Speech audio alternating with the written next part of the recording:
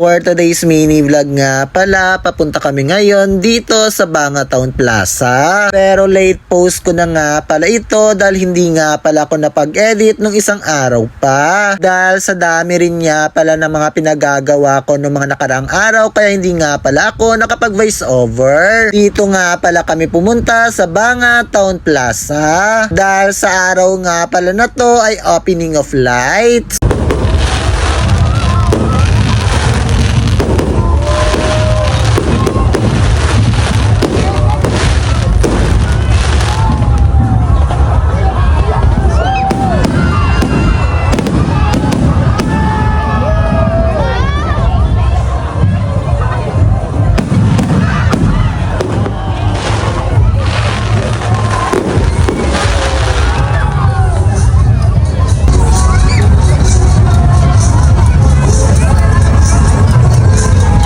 Pagkatapos nga pala ng firework display ay tumambay nga lang pala kami rito saglit sa Banga Town Plaza. Kahit tapos na nga rin pala yung firework display ay sobrang dami pa rin nga pala ng mga tumatambay dito. Nag-iisipan na nga rin pala namin dito kung ano yung bibilhin namin na pwede namin kainin. Hindi na nga rin pala kami rito magkakanin dahil nakakain na nga rin pala kami ng hapunan.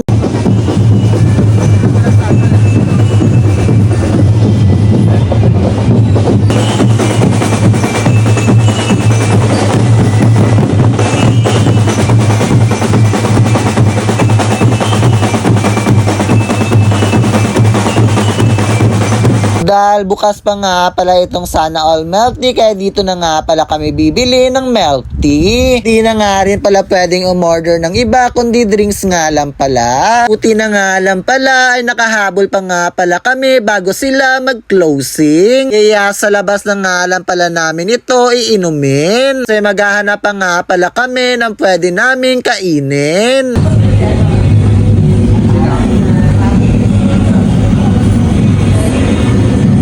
Pwedeng hindi.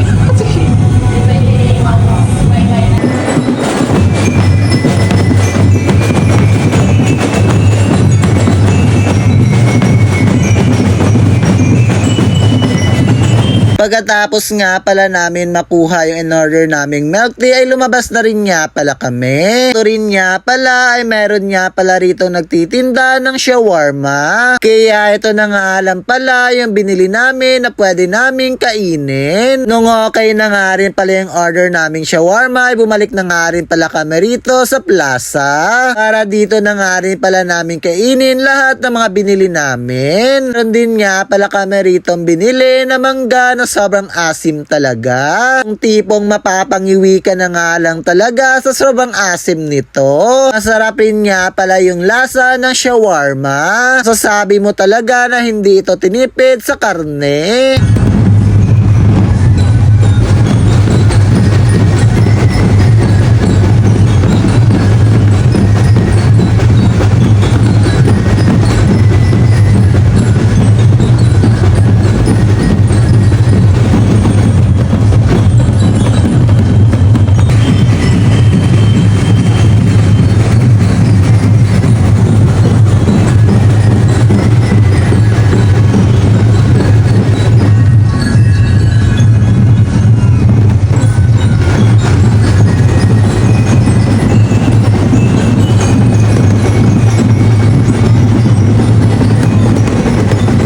Pagkatapos nga pala namin kumain ay umuwi na nga rin pala kami. Yan, dito na lang muna. Paalam!